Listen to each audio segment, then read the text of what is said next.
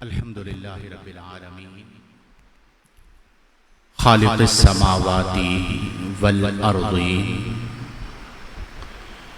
والصلاة والسلام علی من کان نبیا وآدم بین الماء والطین اجمل الاجملین اکمل الاکملین سیدنا ومولانا ومأوانا وملجانا محمد صلی اللہ علیہ وآلہ واصحابہ واہل بیتہ اجمعین۔ قال اللہ تعالی فی القرآن المجید والفرقان الحمید تلک الدار الآخرۃ نجعلها للذین لا یریدون علوا فی الارض ولا فسادا۔ صدق اللہ العظیم وصدق رسولہ النبی الکریم المتین الامین۔ حمد و صلاۃ کے بعد انتہائی واجب الاحترام حاضرین کرام، جیسا کہ آپ جانتے ہیں کہ خطابات جمعۃ المبارک میں ہماری یہ کوشش ہوتی ہے کہ ہم ان موضوعات کو زیر بحث لائیں جن میں ہم سب کے سیکھنے کا کوئی نہ کوئی پہلو موجود ہو۔ آج جس موضوع پر میں گفتگو کرنے جا رہا ہوں وہ انتہائی اہم موضوع ہے۔ دو پہلو ہیں اس کے۔ پہلا پہلو یہ ہے کہ ہمیں رسول اللہ کی تعلیمات میں یہ رہنمائی دی گئی کہ اللہ کریم کے فیصلوں پر راضی ہو جانے میں نجات ہے۔ کس کے فیصلوں پر؟ یعنی وہ بندہ جو اس سوچ کو اپنے اندر راسخ کر لے کہ جو فیصلہ میرے رب کا ہے میں اس پر راضی ہوں، تو زندگی سے مسئلے ویسے ہی دکھ اور سکھ برابر ہو جائے گا۔ کیونکہ اگر سکھ ہے تو کس نے دیا، دکھ ہے تو کس نے دیا، حسد بھی ختم ہو جائے گا۔ میرے پاس نعمت نہیں ہے، کس نے نہیں دی، فلاں کے پاس نعمت ہے، اسے کس نے دی، گویا کہ یہ ایک بہت بڑا فلسفہ ہے کہ اگر زندگی میں آپ اللہ کریم کے فیصلوں پر راضی ہو جائیں تو پھر آپ کو اطمینان نصیب ہو جاتا ہے۔ دوسرا پہلو یہ ہے کہ اللہ تعالی ان لوگوں کو پسند فرماتا ہے جو اللہ کے لیے گمنامی کو اختیار کرتے ہیں، شہرت سے بھاگتے ہیں، طلب عزت سے بھاگتے ہیں،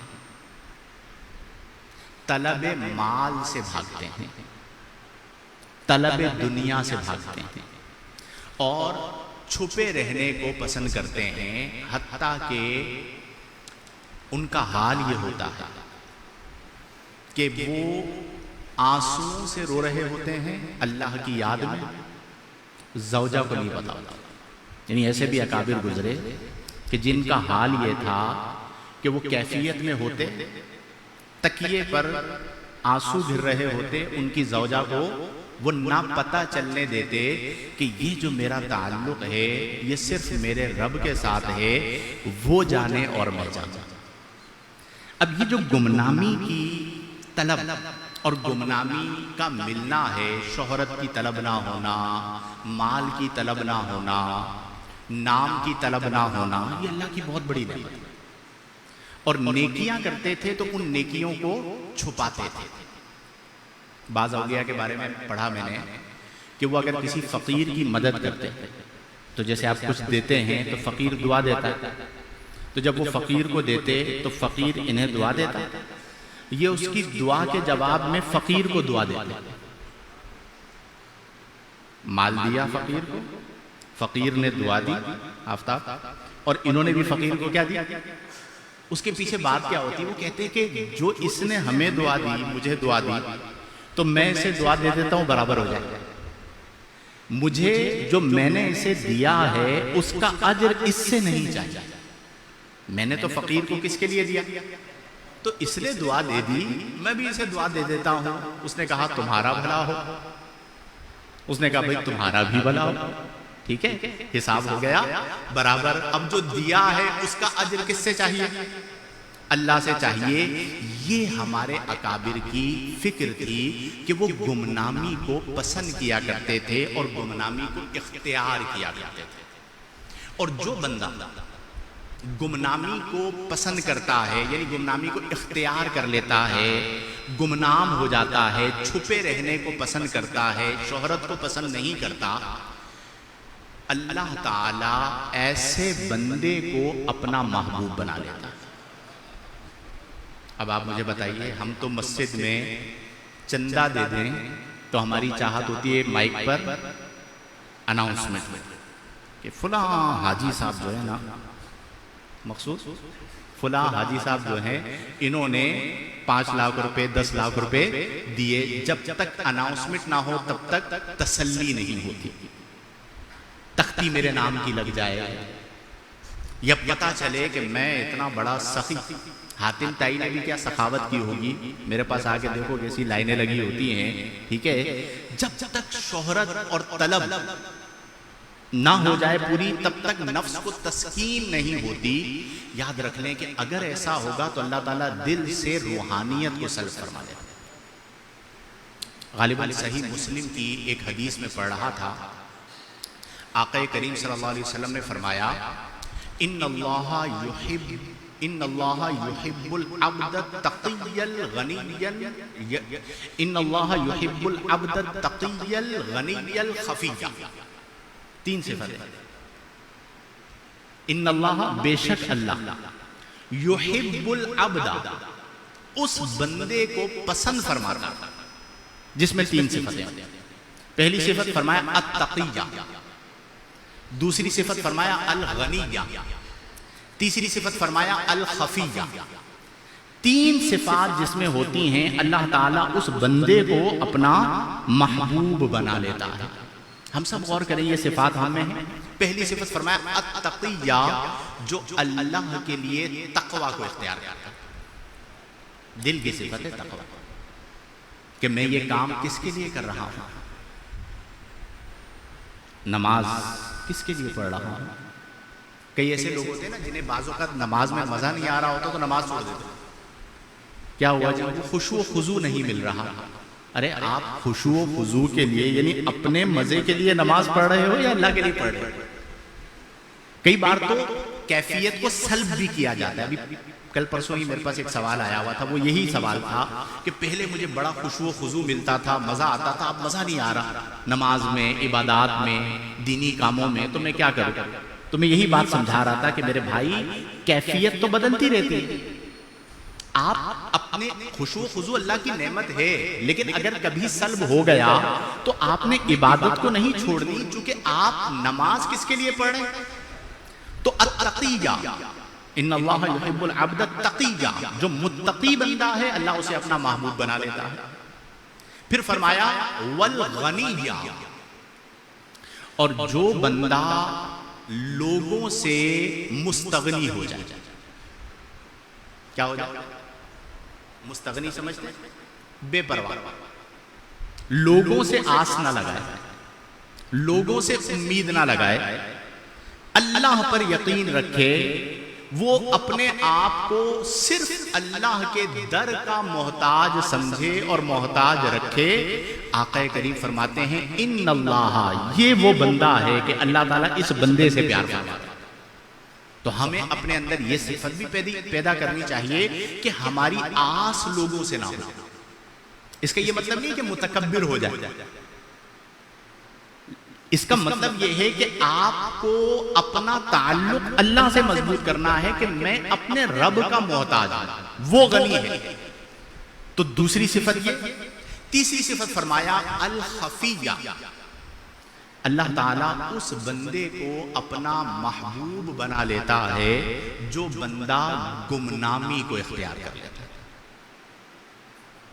وہ شاعر کہتے ہیں نا کہ مٹا دے اپنی ہستی کو اگر کچھ مرتبہ چاہے، مٹا دے اپنی ہستی کو اگر کچھ مرتبہ چاہے، کہ دانا خاک میں مل کر گل و گلزار ہوگا۔ ایسا ہی ہے نا، دانا جو ہے وہ کہاں پر ملتا ہے؟ خاک میں، پھر اس سے گل اور گلزار اگتا ہے۔ اہل دل کہتے ہیں کہ جس طرح دانا خاک میں ملے تو گل و گلزار ہو، فہیم؟ دانا کہاں پر ملے؟ خاک میں، تو پھر اس سے وہ پھوٹتا ہے اور گل و گلزار بنتا ہے۔ فرمایا اسی طرح جب تک تو اپنے نفس کو گمنامی کی زمین میں دفن نہیں کرے گا، جس طرح دانا زمین میں دفن ہوتا ہے، تب تک تو وصل کو نہیں پائے گا، قرب کو نہیں پائے گا۔ اگر اللہ کے قریب ہونا ہے تو اپنے آپ کو گمنامی کی زمین میں دفن کرنا۔ اب ہم لوگ تو چاہتے ہیں کہ نیکی کریں اور کہاں پر ڈالیں؟ ٹھیک ہے، سوشل میڈیا پہ ڈالیں، بتائیں لوگوں کو۔ بڑا مشکل زمانہ، الہی آبرو رکھنا بڑا نازک زمانہ ہے۔ دلوں میں بغض رکھتے ہیں، بظاہر دوستانہ ہے، ٹھیک ہے، بظاہر بڑا دوستانہ ہے۔ اللہ اکبر۔ حضرت عیسیٰ علیہ السلام ایک بار اپنے ساتھیوں کے ساتھ بیٹھے تھے، تو حضرت عیسیٰ علیہ السلام نے اپنے حواریوں سے کہا کہ اَیْنَ تَنْبُتُ الْحَبَّ، فرمایا یہ بتاؤ کہ جو دانا ہے اَیْنَ تَنْبُتُ، وہ کہاں پر اگتا ہے؟ دانا کہاں پر اگتا ہے؟ قَالُوا فِي الْأَرْضِ، حواریوں نے، ساتھیوں نے کہا کہ حضرت زمین میں دانے کو ڈالیں گے تو وہ دانا جو ہے وہ اگے گا۔ تو حضرت عیسیٰ علیہ السلام نے فرمایا کَذَلِكَ الْحِکْمَةُ لَا تَنْبُتُ إِلَّا فِي قَلْبٍ کَالْأَرْضِ، فرمایا جس طرح دانا زمین میں اگتا ہے، ٹھیک ہے، اسی طرح حکمت لا تنبت الا فی قلب، نہیں پیدا ہوتی مگر اس دل میں، کالارض، جو دل زمین کی طرح۔ کس کی طرح؟ زمین میں کیا ہے؟ عاجزی، انکساری، جھکا ہوا ہونا۔ تو جو دل ارض کی طرح ہوگا، زمین کی طرح ہوگا، اس دل میں پھر اللہ تعالیٰ حکمت کو پیدا کرے گا، روحانیت کو پیدا کرے گا، اپنے نور کو پیدا کرے گا، راحت کو پیدا کرے گا۔ آج قلب کی راحت، اہل دل کے ایک جملہ کہا جاتا ہے راحت القلب، خمول الذکر راحت القلب۔ خمول کا معنی ہوتا ہے گمنام ہونا۔ کیا معنی ہوتا ہے؟ عربی میں خمول کہا جاتا ہے گمنامی۔ کہتے ہیں خمول الذکر، اگر کوئی بندہ گمنام ہو جائے، اس کا ذکر گمنام ہو، اسے کوئی نہ جانتا ہو۔ اور ایسے لوگ ہوتے ہیں جن کے بارے میں آقا کریم نے فرمایا کہ اگر وہ تمہارے دروازے پر آ جائیں یا کسی کے دروازے پر چلے جائیں اور 1 درہم یا دینار مانگے، مفہوماً بتا رہا ہوں، تو کوئی انہیں 1 درہم و دینار نہ دے، انکار کر دے۔ چھپے ہوئے لوگ ہوتے ہیں، لیکن اللہ کی بارگاہ میں ان کا مقام یہ ہوتا ہے کہ اگر وہ اللہ کی ذات پر قسم کھا لیں لَأَبَرَّهُ، ان کی شان کا عالم یہ ہوتا ہے کہ اللہ ان کی قسم کو پورا فرماتا ہے۔ تو اس کا مطلب کیا ہوا کہ اگر راحت قلب چاہتے ہیں تو گمنام ہو جائیے، چونکہ شہرت کی آفتیں بہت ہیں۔ جب بندے کا نام ہو جاتا ہے نا، مشہور ہو جانا، یا نیکی کے اندر نام کی طلب ہونا، کیا مطلب؟ یعنی آپ کے دل میں یہ چاہت ہو کہ میرا نام، میری شہرت ہو، لوگوں کو پتا چلے کہ میں سخی ابن سخی ہوں، چاہے وہ علم کے اعتبار سے ہو، مال کے اعتبار سے ہو، عہدے کے اعتبار سے ہو، تو پھر آپ کی آزمائشیں بڑھ جاتی ہیں۔ غالباً حضرت جنید بغدادی رحمہ اللہ نے ایک مقام پر لکھا، فرمایا من طلب الشہرۃ فقط طلب الغفلۃ ومن طلب الخمول ورثہ اللہ الذکر الجمیل۔ فرمایا کہ جس نے شہرت کو طلب کیا، اس نے کس کو طلب کیا؟ فرمایا فقط طلب الغفلۃ، اس نے غفلت کو طلب کیا۔ جب شہرت آتی ہے تو غفلت آتی ہے۔ ومن طلب الخمول، اور جس نے گمنامی کو طلب کیا کہ میرا نام نہ ہو، اپنے آپ کو چھپایا، اپنے معاملات کو اللہ کی بارگاہ میں رکھا، تو فرمایا پھر اس کا حال یہ ہوتا ہے کہ ورثہ اللہ الذکر الجمیل، اللہ تبارک و تعالی اس کو ذکر خیر عطا فرما دیتا۔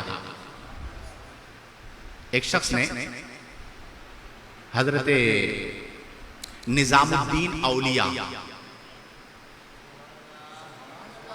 ٹھیک ہے، ان سے ایک بڑی کمال بات ہے، ان سے پوچھا، کہا حضرت ہم اپنی زندگی میں دیکھتے ہیں کچھ لوگ ہوتے ہیں اپنی زندگی میں بڑے مشہور ہوتے ہیں، بڑا نام ہوتا ہے، سب انہیں جانتے ہیں، جیسے ہی مرتے ہیں لوگ انہیں بھلا دیتے ہیں۔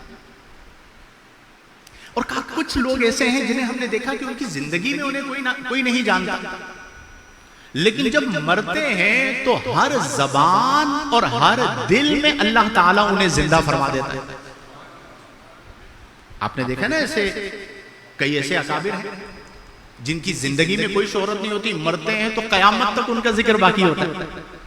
تو نظام الدین اولیاء رحمہ اللہ نے فرمایا کہ وہ بندہ جو دنیا میں شہرت کو پسند کرتا ہے، اگر اسے دنیا میں شہرت مل بھی جائے، جیسے ہی وہ مرتا ہے اللہ تعالیٰ لوگوں کے دلوں سے اس کے ذکر کو ختم فرما دیتا ہے۔ اور جو اللہ کے لیے دنیا میں گمنامی کو پسند فرماتا ہے، وہ جیسے ہی مرتا ہے اللہ تعالیٰ اس کے ذکر کو قیامت تک لوگوں کے دلوں میں زندہ فرما دیتا ہے۔ اسی لیے اولیاء کرام گمنامی کو اختیار کرتے تھے۔ صوفیاء کا ایک جملہ کہا جاتا ہے کہ الخمول رداء الاولیاء، خمول یعنی گمنامی، رداء الاولیاء اولیاء کی چادر، یعنی وہ زندگی کے اندر اس چادر کو اوڑھ کے رکھتے ہیں کہ ہم کیا رہیں؟ گمنام رہیں۔ فرمایا وشہرت، شہرت کہ میں مشہور ہو جاؤں۔ فرمایا آفت السالکین، سالک جو راہ اللہ پر چلنے والا ہے، سلوک، طریقت، وصل، قرب، ان راہوں پر جو چلنے والا ہے، اس کی جو آفت ہے وہ کیا ہے؟ فرمایا الشہرت، شہرت آفت۔ اسی لیے تو آپ دیکھیں اولیاء کرام اگر کسی علاقے میں کوئی انہیں بہت زیادہ جاننے لگتا تھا نا تو وہ ہجرت کر کے دوسرے علاقے میں چلے جاتے تھے، آزمائش ہو جاتی تھی، چونکہ شہرت ایسی چیز ہے کہ جس میں طلب جاہ آ جاتی ہے، دکھاوا آ جاتا ہے، ریا آ جاتا ہے۔ تو اس لیے آج آپ اس سوچ کو اختیار کریں کہ ہم نے شہرت کے پیچھے نہیں جانا، ہم نے اللہ کی رضا کو حاصل کرنا۔ کن معروفا فی السماء وَإِن كُنْتَ مَجْهُولًا فِي الْأَرْضِ، آسمان میں معروف ہو جاؤ، وَإِن كُنْتَ مَجْهُولًا فِي الْأَرْضِ، اگرچہ زمین میں تمہیں کوئی بھی نہ جانتا۔ اور وہ کب ہوگا؟ جب آپ اپنے قلب کا تعلق اپنے رب سے جوڑ لیں گے، اللہ کے لیے گمنامی کو اختیار کریں گے، اپنے معاملات کو چھپائیں گے، اپنے معاملات کو مخفی رکھیں گے۔ کلما دفنت نفسک اردن اردن سما قلبک سماء سماء، اہل دل فرماتے ہیں کلما دفنت نفسک، جب کبھی تو اپنے نفس کو دفن کر دے گا، اردن اردن زمین کے اندر گمنامی میں چلا جائے گا، اپنے نفس کو زمین میں دفن کر دے گا، تو پھر تیرا حال یہ ہوگا کہ سما قلب کا سماءن سماءن، اللہ تعالیٰ تیرے دل کو روحانیت کی بلندی عطا فرما دے۔ تو نفس کو زمین میں دفن کر دے کہ دانا خاک میں مل کر، دانا زمین میں ملتا ہے تو گل گلزار ہوتا ہے، اسی طرح اگر آپ اپنی انا کو، کس کو؟ خالد بھائی، انا کا چھوٹا مسئلہ ہے بڑا مسئلہ ہے؟ عالمی مسئلہ ہے یا ڈومیسٹک مسئلہ ہے؟ کتنا بڑا مسئلہ ہے؟ انا ہی نہیں ختم ہوتی، میں سالک جو ہوتا ہے نا وہ فنا ہوتا ہے، وہ انا والا نہیں ہوتا. وہ کون ہوتا ہے؟ فنا والا ہوتا ہے.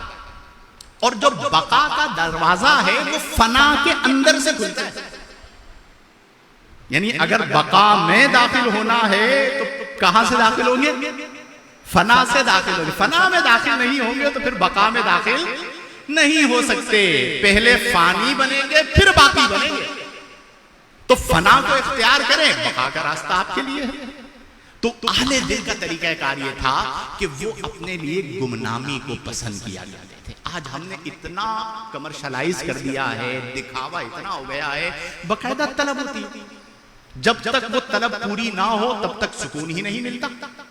تو اس طلب کو اپنے اندر سے ختم کرنا ضروری ہے کہ ہمیں طلب شہرت نہ ہو، شہرت ختم ہو جانی. طلب عزت نہ ہو، عزت ختم ہو جانی. طلب مال نہ ہو، مال ختم ہو جانا. مجہول ہو زمین میں لیکن آسمانوں میں معروف ہوں کہ رب فرشتوں سے فرمائے کہ دیکھو یہ میرا بندہ میرے لیے آنسو بہاتا ہے، مجھے یاد کرتا ہے، میری یاد میں روتا ہے، لیکن اس کے گھر والوں کو بھی نہیں پتا کہ یہ مجھ سے اتنی محبت کرتا ہے. ایسا اللہ تعالیٰ سے روحانی تعلق ہونا چاہیے کہ آپ کے معاملات آپ کو پتا ہوں، کسی اور کو نہیں پتا. میں ایک جگہ پڑھ رہا تھا، معقل بن ایک بزرگ ہیں جزری کر کے، انہوں نے ایک مقام پر لکھا، ابن ابی دنیا نے اسے نقل کیا کہ پہلے زمانے میں جب علماء آپس میں ملتے، کون؟ میں اکثر یہ کہتا ہوں کہ علماء کو آپس میں امام صاحب کیا کرنا چاہیے؟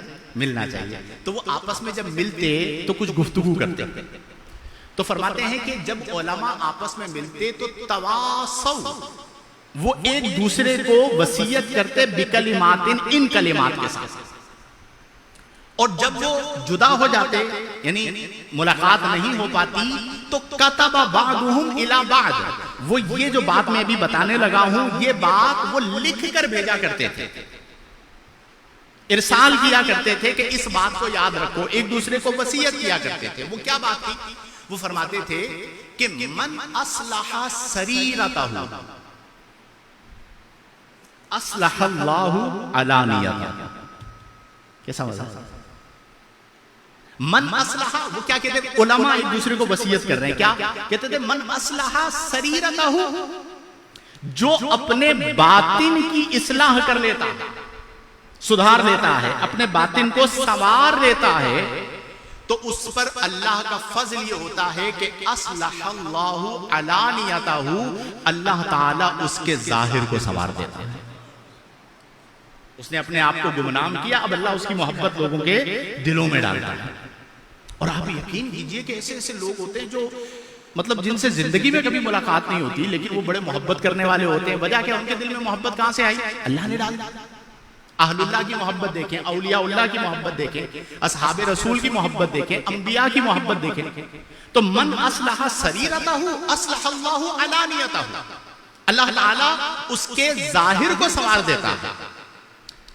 اور پھر فرماتے ہیں ومن اصلح ما بینہ وبین اللہ، اور جس کا حال یہ ہو کہ وہ اپنے اور اپنے رب کے معاملات کو سدھار لے. کس کے معاملات؟ اپنے معاملات اور رب کے معاملات کو سدھار لے، درست کر لے، اللہ کی رضا والے کام کرے. تو پھر کیا ہوتا ہے؟ فرمایا اصلح اللہ کفاہ اللہ ما بینہ وبین الناس. جب اس نے اپنے اور رب کے معاملے کو درست کر لیا تو اب رب تعالیٰ اس کے اور بندوں کے معاملات کو درست فرما دیتے ہیں. ہم کیا کر رہے ہوتے؟ الٹ. ہم لوگوں کے ساتھ معاملات درست کرنے میں دن رات لگے ہوئے ہوتے. تو میں اکثر کہتا ہوں میرے بھائی معاملہ کہیں اور خراب ہے، سجدے میں جاؤ، رب کے قرب کو محسوس کرو، اپنے رب کو راضی کرو، اللہ سے اپنے معاملے کو درست کر لو. کفاہ اللہ ما بینہ وبین الناس، اللہ تعالیٰ تمہارے اور لوگوں کے معاملات کو بہتر فرما دے گا. make matters well between you and Allah, Allah will make matters well between you and people. آپ اپنے معاملے کو اور اللہ کے معاملے کو ٹھیک کر لو, اللہ will make matters well between you and people. اللہ تعالیٰ تمہارے اور لوگوں کے معاملات کو بہتر فرما دے گا. تو علماء وصیت کرتے کہ یہ کام کرو. اور تیسری بات فرماتے ہیں وَمَنِ اهْتَمَّ بِأَمْرِ آخِرَتِهِ کفاہ اللہ امر الدنیا یا کفاہ امر دنیا. فرماتے کہ جو بندہ اپنے آخرت کی فکر کرتا ہے اور آخرت کے معاملے کو درست کرتا ہے, کفاہ اللہ کفاہ امر دنیا, اللہ تعالیٰ اس کے دنیاوی معاملات میں کافی ہو جاتا ہے. اس کے دنیاوی معاملات خود بخود ٹھیک ہو جاتے ہیں. اور وہ کیسے ہوتے ہیں کہ وہ اس بات پر راضی ہو جاتا ہے کہ جو فیصلہ میرے رب نے فرمایا ہے میں اس پہ راضی ہوں. اب رب کا فیصلہ ہے, اس نے ایک بھائی کو اولاد دے دی, دوسرے کو اولاد نہ دی. اب جس کے پاس اولاد نہیں ہے وہ بے چین بے چین بے چین, لیکن جب اسے یہ سمجھ میں آ گیا کہ یہ کس کا فیصلہ ہے, اب آپ مجھے بتائیے اسے راحت ملے گی یا نہیں ملے گی کہ میں اپنے رب کے فیصلے پر راضی ہوں. رب نے کسی کو بہت مال دے دیا, کوئی محروم رہا, فقیر ہے, ریڑھی لگاتا ہے, اب وہ بے چین ہے کہ یہ میرا دوست میرے ساتھ بچپن میں ہوتا تھا اور یہ تو بڑا مالدار بن گیا, میں اسی طرح نوکری کر رہا ہوں. اب اس کے ذہن میں آیا کہ یہ فیصلہ کس کا ہے, میرے رب کے فیصلے پر راضی ہوں, میرے رب کی منشا ہے, اس نے اس کو عطا فرما دیا, مجھے محروم رکھا. نتیجہ پتہ ہے کیا نکلتا ہے کہ آپ کی زندگی میں بالکل راحت آ جاتی ہے. پھر آپ کا حال یہ ہوتا ہے کہ آپ کے لیے تعریف اور تذمیم مذمت بیان کرنا برابر ہو جاتا ہے. ٹھیک ہے, پھر یہ نہیں ہوتا کہ جو تعریف کرے اس سے آپ خوش ہوں, جو آپ کو برا بھلا کہے آپ کہیں بس اب اس کی خیر نہیں ہے. نو, آپ راضی ہوتے ہیں, کہتے اگر یہاں سے تعریف مل رہی ہے تو کس کا فیصلہ, اور اگر یہاں سے مذمت آ رہی ہے تو کس کا فیصلہ, یہاں سے خوشی مل رہی ہے تو کس کا فیصلہ, یہاں سے دکھ مل رہا ہے تو کس کا فیصلہ. جے سونا میرے دکھ وچ راضی سکھنو میں چلے پاواں. پھر آپ کو دکھ بھی مزہ دیتا ہے, پھر آپ کو دکھ میں بھی راحت نصیب ہوتی ہے, سکون نصیب ہوتا ہے, کیونکہ آپ اس فکر کو اختیار کر لیتے ہیں کہ میں اپنے رب کی رضا اور اس کے فیصلوں پر راضی ہوں. تو آقا کریم صلی اللہ علیہ وسلم نے اس بات کو یوں بھی بیان فرمایا کہ ان اللہ یحب العبد التقی الغنی الخفی, کہ اللہ تعالیٰ متقی بندے کو, اللہ تعالیٰ بے پرواہ لوگوں سے امید نہ لگانے والے بندے کو, اور اللہ تعالیٰ گمنامی کو اختیار کرنے والے بندے کو پسند فرماتا ہے. اسی لیے ہمارے اکابر اپنی چیزوں کو چھپایا کرتے تھے, لوگوں کو نہیں بتایا کرتے تھے, اس ہاتھ سے دیا کرتے تھے, اس ہاتھ کو خبر نہیں ہوتی تھی. تو آج ہمیں اس چیز کی ضرورت ہے کہ اگر نیکی کی توفیق مل جائے, جس حد تک ممکن ہو اپنے اور اپنے رب کے درمیان. اگر آپ کے یہ ہوتا ہے نا کہ فلاں کو پتا چل جائے, فلاں کو پتا چل جائے, تو پھر بیڑا غرق ہو جاتا ہے. اولیاء کرام گمنامی کی زندگی گزارا کرتے تھے, شہرت سے بھاگا کرتے تھے.